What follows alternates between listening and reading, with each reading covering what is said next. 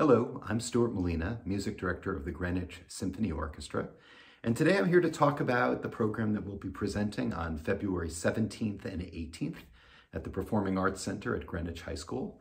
The Greenwich Symphony will be presenting three pieces, the beautiful suite from Fauré's Pelléas and Mélisande, the Second Symphony of Weill, and then Rachmaninoff's epic Third Piano Concerto.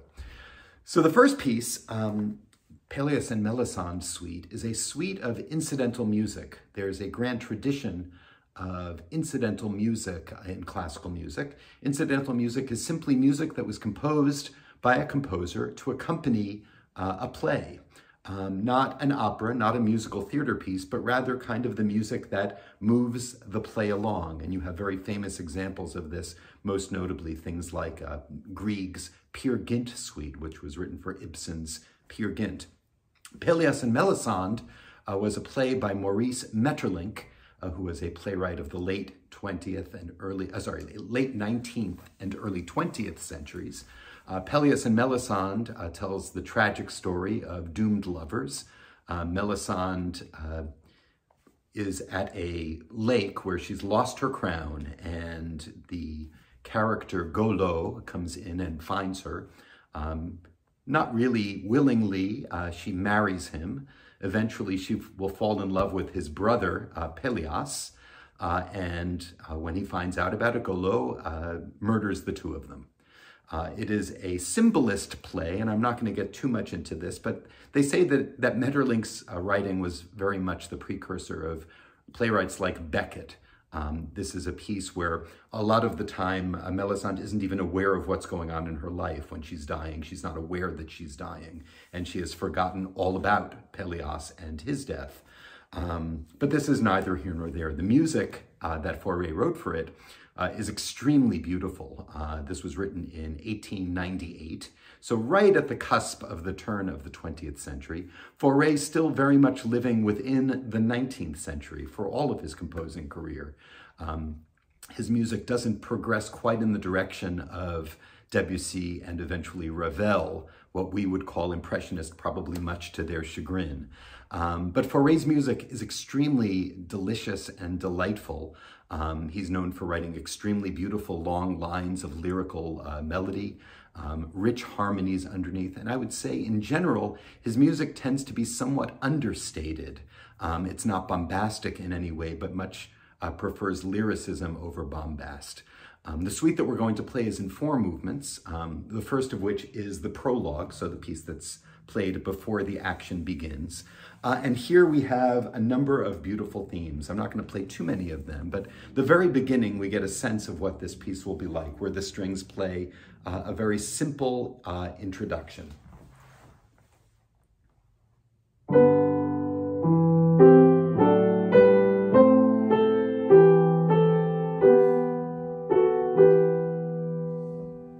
And this will expand as the piece goes on. The lines become longer and longer. The harmonies become richer. We will get a second theme, which has kind of an aching quality to it. You might say this is the theme that will represent Pelléas and Mélisande's love for each other, aching but yet doomed. And this is what that will sound like.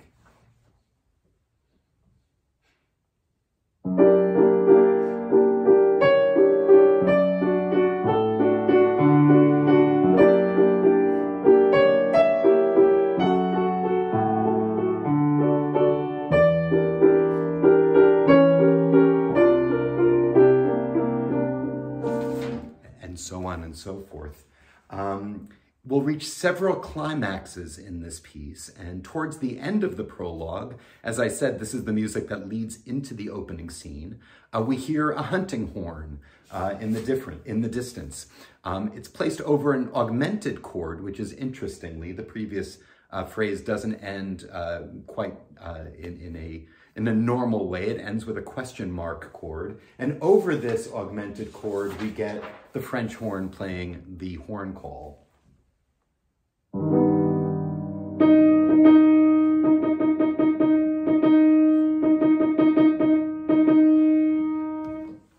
This is actually leading us right into the first scene. Golo has been out hunting, and he stumbles upon Mélisande. And so already you hear the infusion of what is going to be the drama into this beautiful prologue. The second movement is called a spinning song. It accompanies a scene where Mélisande is spinning. She's weaving. And you'll hear the spinning happening in the violins, and it's called an ostinato in that it continues sustained throughout the entire movement. You'll hear this spinning motive.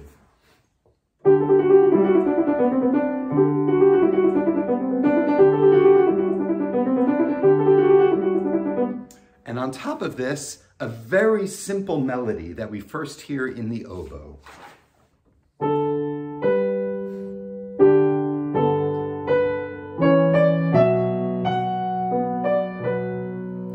So you have the constant motion of the spinning, the lyricism above it. This is kind of typical fare for French music of the time. There will be a contrasting section, contrasting not so much in that the spinning disappears, it doesn't, the spinning continues, but the mood suddenly shifts to something a little bit darker.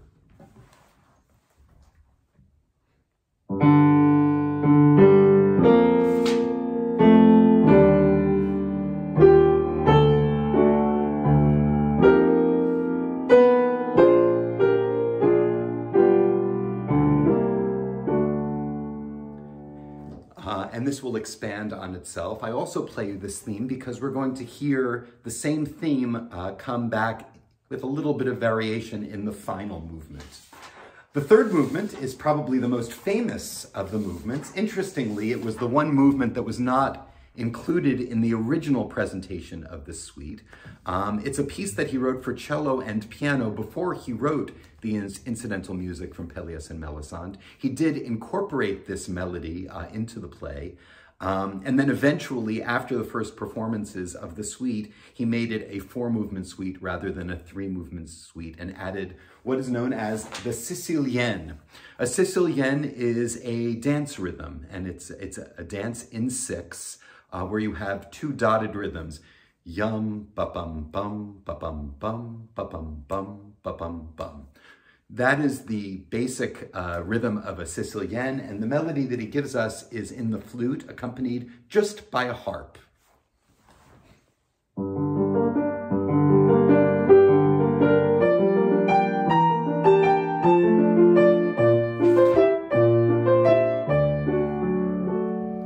And so forth. An absolutely charming melody. It's often performed just with harp and flute in performance. The final movement is The Death of Mélisande, the music that Fauré wrote for her death. Interestingly, it was also played at Fauré's own funeral. This was the piece that they chose. It's a very somber funeral march in 3. So I guess you couldn't say it's a funeral march.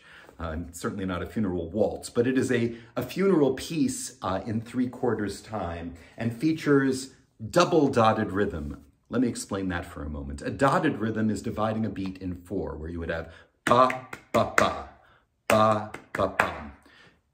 A double dotted rhythm is dividing it now into 8, where you have a much shorter second note. Ba, ba, ba, ba, ba, ba. And so you'll get this very intense double dotted rhythm throughout this beautiful funeral piece.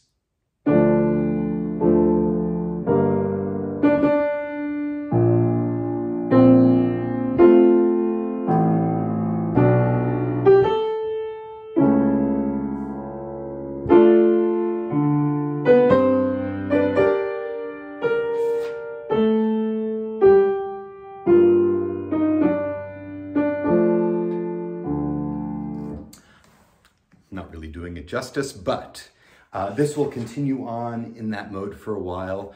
Eventually, you will get a return to that darker theme from the second movement.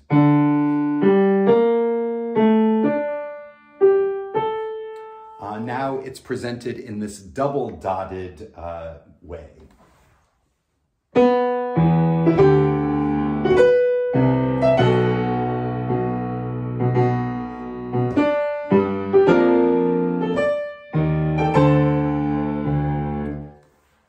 The reaches a climax and then comes to an absolutely ethereal end with very simple chords presented in the strings. And the flute will return at the very end to play a final melody that takes us to the closing. I'm not going to play that for you because it is too special to play on the piano. It's a wonderful suite of music. It's also probably Fauré's most performed orchestral work. I guess you could say an exception to that would be his Requiem, but that is a piece with chorus. And as far as just pure orchestral music is concerned, this is his magnum opus. The other thing that you might want to know is that Maeterlinck's play really did not have a distinguished life, but it lived on in 4 pieces of classical music. This, of course, was the piece that was written for the play to start. Debussy wrote an opera, Pelléas and Mélisande. Schoenberg and Sibelius also wrote pieces based on this story. So Maeterlinck was certainly inspiring, maybe not of his audience at the start, but certainly of some great composers that came after him. The second piece on our program is Kurt Weill's Second Symphony. Kurt Weill is undoubtedly best known as the creator of the music for musical theater pieces. In his early days living in Germany, he wrote pieces like the Threepenny Opera and the Rise and Fall of the City of Mahagoni. He went on to write Street Scene and other musical theater pieces for Broadway. But before he became a famous composer on Broadway, he was an established composer of classical music. In Germany, he was somewhat of a star in his day. He eventually had to flee Germany because he was of Jewish origin, and like many Jewish composers, the choice was to leave or to perish. He came to America and made a very successful life here. But before he left Germany, in 1928, he wrote the Threepenny Opera. Threepenny Opera is probably the piece most people know because of Mac the Knife.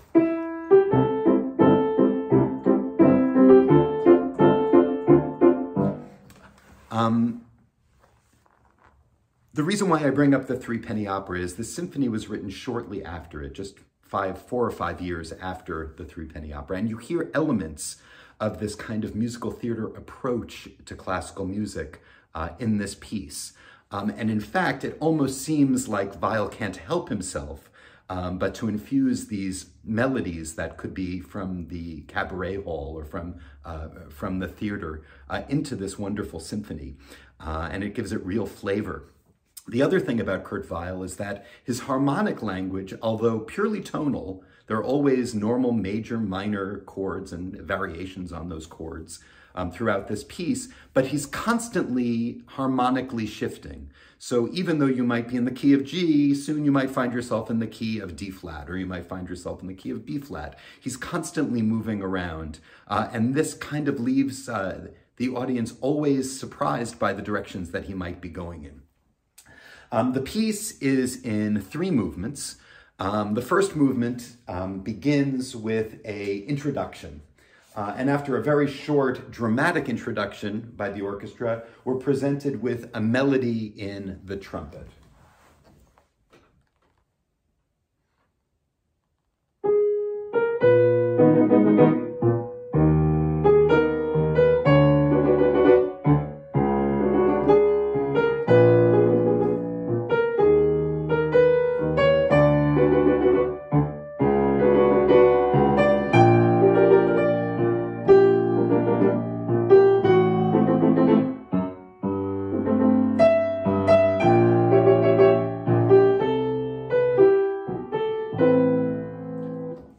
It's a quirky melody, and we'll never hear that melody in its original form again. But the elements of this melody are what is going to make up the entirety of the motivic material in this piece, starting with the idea of a rising scale.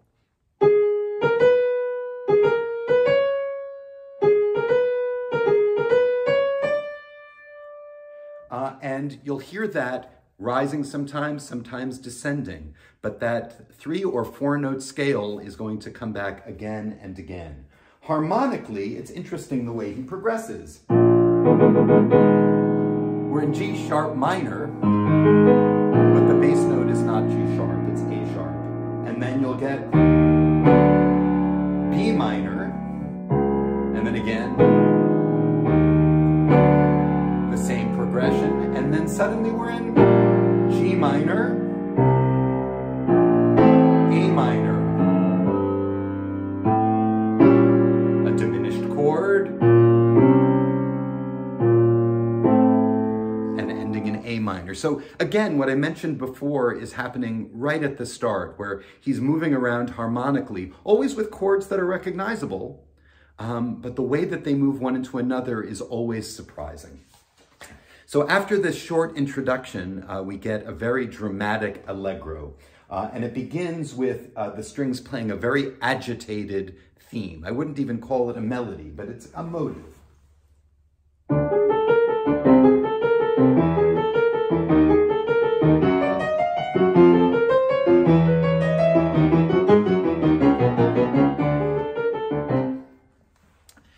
He'll add on top of that woodwinds playing this motive.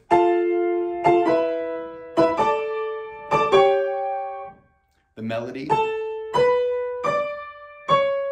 we'll hear again and again in this movement and in the subsequent movements. So after this very agitated opening, we get another one of these kind of musical theater beautiful melodies.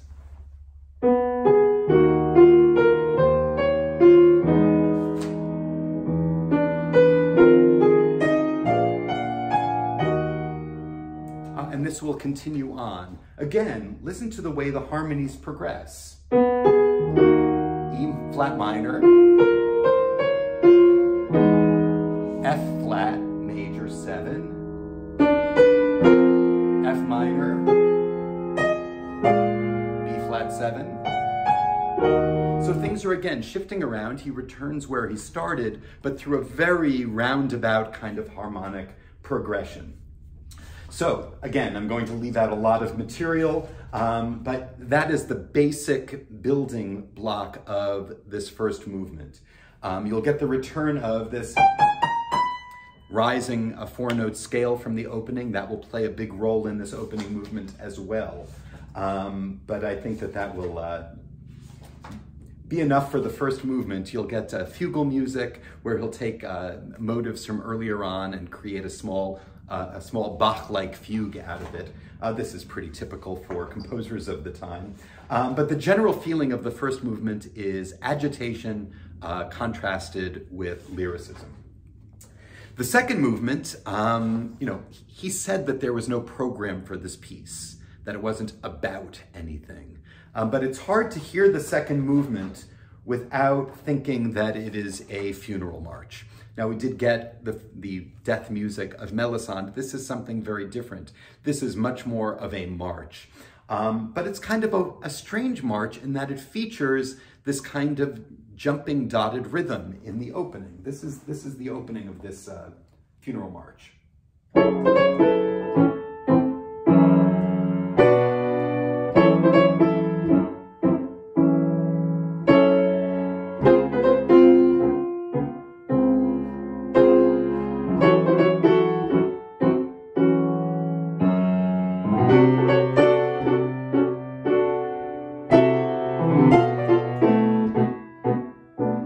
So on and so forth. So it's very steady, very withdrawn in terms of its energy, which would give you the sense of a funeral march, and that will be through the entire movement. But then you have this strange bouncy rhythm on top. Again, he doesn't explain why he does this. I think it's very interesting. This will go on for a while, and then we get a trombone solo. Now, this trombone solo feels like it could come right out of the Threepenny Opera. If you listen to the piece that he wrote, a suite from the Threepenny Opera, which he called the Little Threepenny Suite, you'll get a lot of use of the trombone in this way. So this is what this trombone solo sounds like.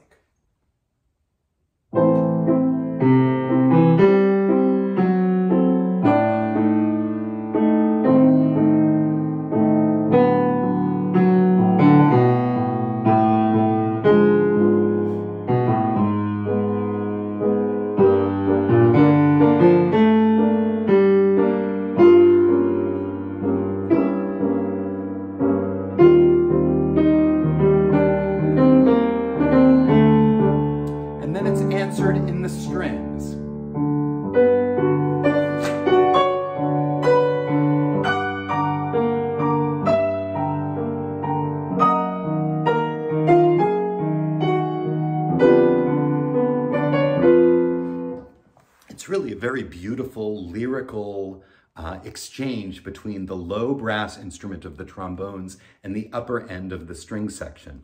As I said, this is music that could have easily come out of any of his musical theater piece. When I hear this, I think of the September Song, the rich harmonies that come underneath it. There's a lot of drama to the second movement, and several other motivic elements that you'll hear. But I'm not going to take the time to give you those today. Suffice it to say, the second movement, I think, is the most musical theater of the three movements. It seems like one moment after another that's much more about presenting a dramatic situation than about pure music. So the last movement is in three parts.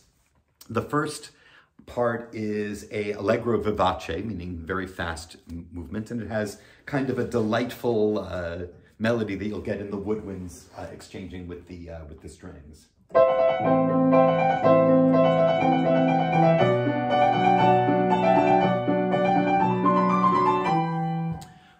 And this will lead you into all kinds of new places with solos in the woodwinds, a beautiful fresh feeling to all of this. It kind of has, you know, whereas the first movement is extremely dramatic, the second is that funeral march. This one is much more like a bright ray of sunshine. So after this opening section, the second theme is going to be another one that kind of reminds me of the Three Penny Opera, and this is what it sounds like.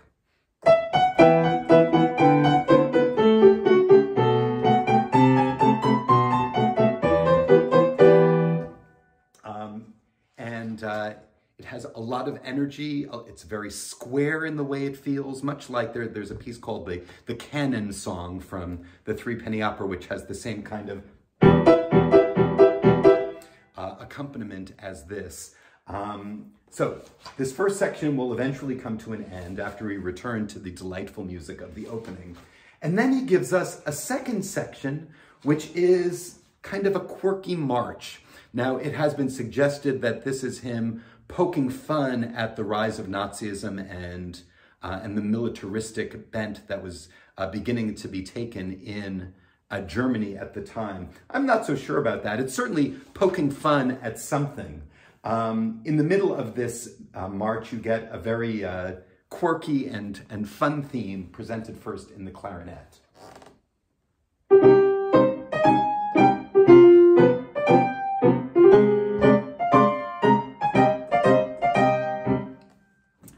That kind of gives you a sense of this middle section.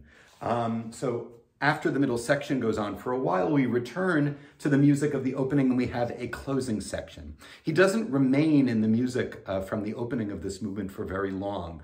Rather, after presenting the themes once again, he immediately gets faster and things start getting a little bit crazier, and then it gets still faster. And we come to a rather blazing and very exciting finish to this wonderful symphony. The music of Kurt Weill would change after he came to America. As I said, he started writing musical theater works, and that is in fact all that he did. He didn't write any more classical music at all at that point. Perhaps it's because he was making a very good living doing this, earning quite a bit of fame.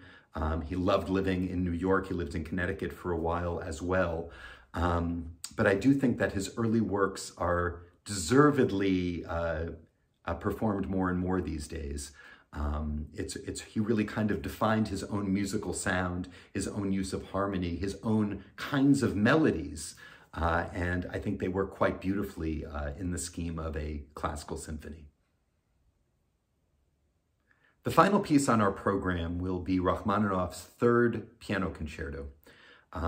This is one of the great pieces of the piano and orchestra repertoire, along with the second concerto of Rachmaninoff. These are among the most performed and most beloved piano concertos in the entire repertoire. This is no easy piece to play. This is a highly virtuosic, extremely daunting piece, extremely demanding piece. Not just because of its virtuosic demands, but also because it's extremely long. It's filled with incredible music, some of his very finest melodies, some of his most creative piano writing. Rachmaninoff himself was, of course, a great pianist. He wrote this music for himself to play. And there's been a lot of discussion in terms of Rachmaninoff, like what did he sacrifice as far as being a composer in order to be a virtuosic pianist that was having a major career. There were long stretches of his career where he stopped writing music entirely. And what could have been created had he not been a pianist. I don't like to think this way because I think they go hand in hand, and I think it's highly unlikely that he would have written masterpieces like the second and third piano concertos had he not been that level of pianist and had that kind of career. At any rate, the history of this piece is that in 1906, Rachmaninoff, with his wife and daughter, left Russia and went to Dresden. He wanted to escape the noise of the world and have time to focus just on composing. He wrote this piece in 1908 and shortly thereafter was invited to come to America. In America, he made the debuts of the Second Symphony and the Third Piano Concerto.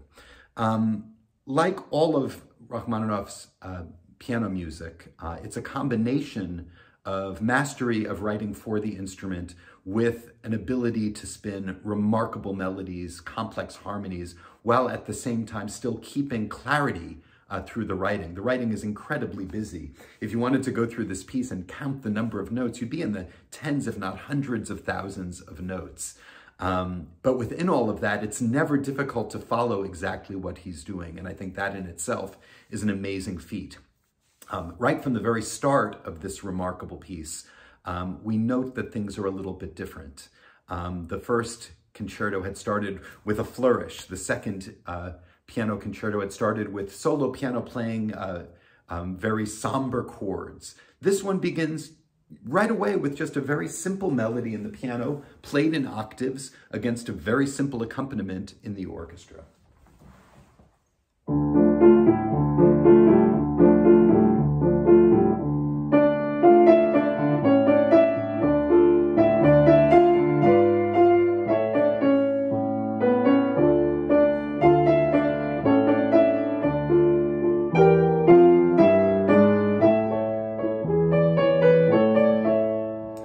Goes on for a while. A very typical Rachmaninoff melody. Immediately, you know that it's Rachmaninoff's music. The harmonies are harmonies he likes to use. The cadential figures are the ones that he likes and prefers. And it has a distinctly Russian feel to it. This will go on. It becomes much more complicated. There are variations on all of the melodies in this piece, and each variation tends to get a little bit more busy in the piano. And then eventually we will get a mini cadenza where the piano will just play it by himself, and it will be extremely virtuosic for a little while. And then we get something that will lead us into the second theme. And this begins now with the opening melody, kind of like the opening melody in the low strings.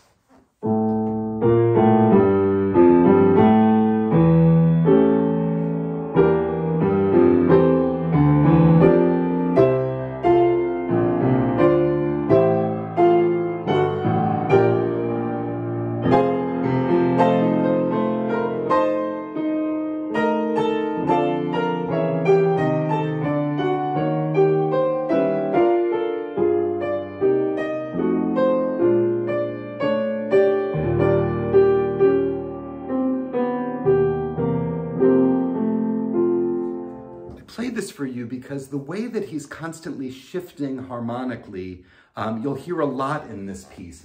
Phrases like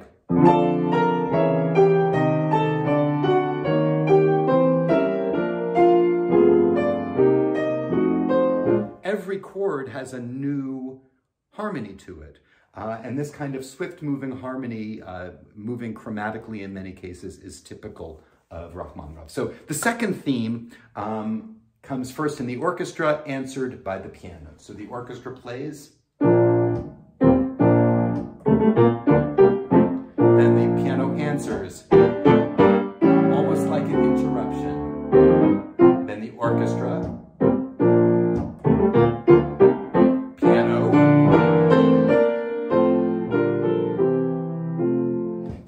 have this back and forth interplay. But the thematic material, it's important to note that because he's going to bring that back in the last movement as in variation as the second theme of that movement. The other thing about this is that he will immediately create one of the most beautiful melodies in this piece out of that.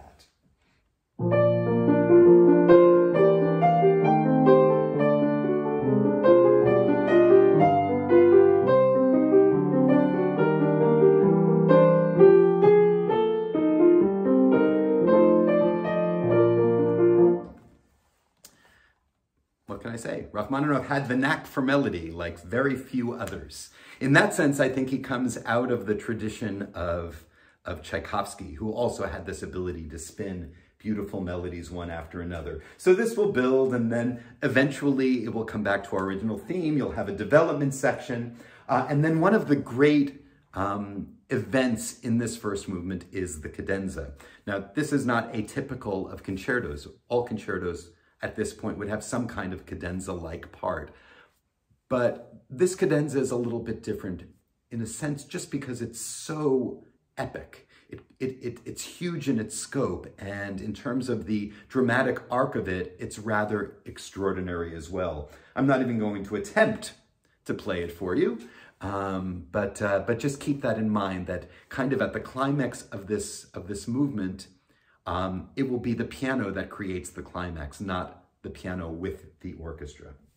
So moving to the second movement, it begins with a long orchestra interlude. The piece itself, the second movement, is called an intermezzo. I think this is a questionable name for it. An intermezzo tends to be a very short change of a feeling from a first movement to a third movement. You'd have an intermezzo, some kind of a palate cleanser of sorts musically. This one is actually a rather substantial movement in and of itself, but it also features one of these incredible melodies, and we'll begin hearing it in the orchestra.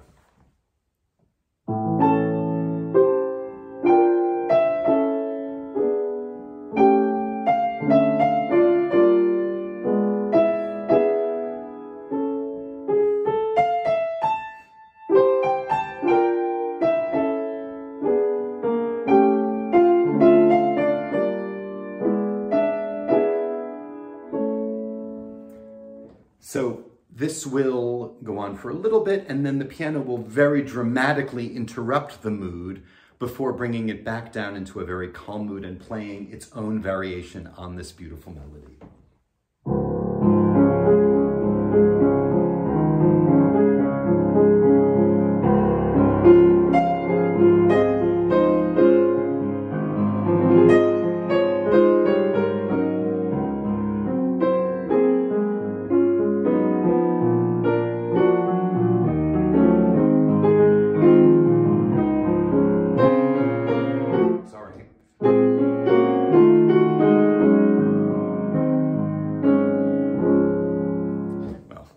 Without the little glitch, an incredibly beautiful melody again that the piano will present us. And then the rest of this movement, for the most part, is variations on those ideas. Sometimes extremely dramatic, sometimes extremely quiet and lyrical. The one exception is towards the end of this movement, it breaks into a waltz. This is not unheard of. Tchaikovsky, in his first piano concerto, does something very similar in the second movement, where you have a very lyrical second movement that will have a crazy little waltz section. So perhaps Rachmaninoff is doffing his composer's hat at his predecessor Tchaikovsky, but it's a charming way for this movement to wind down. After the waltz, again, we return to the opening material that we had in the orchestra as it brings this piece to a close. The piano, again, will be the transition music between the second and third movements. There's no break. After a very dramatic piano section, we get two chords, and this takes us into the final movement.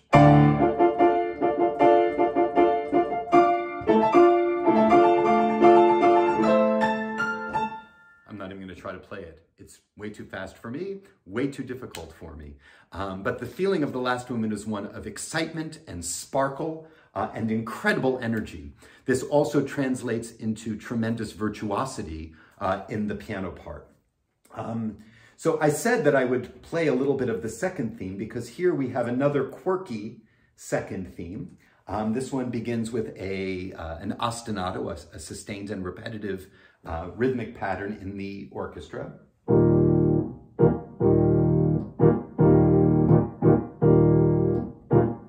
And then the piano has this.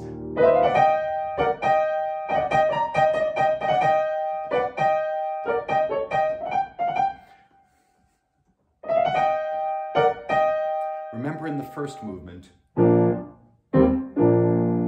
now we have this a little bit different, a little bit more quirky, a little bit more pointedly sarcastic.